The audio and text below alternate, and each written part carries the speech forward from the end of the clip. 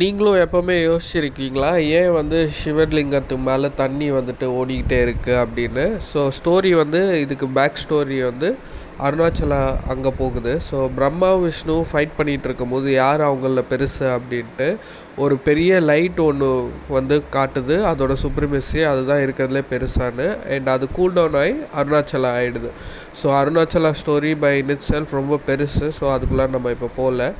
But அந்த light வந்து cool down ஆனும்போது ஒரு சிவலிங்கமாக ஆகுது. அண்ட் அந்த சிவலிங்கம் வந்துட்டு ரெப்ரசன்டேஷன் ஆஃப் த காஸ்மாஸே ஆக்சுவலாக அதோட எசன்ஸில்.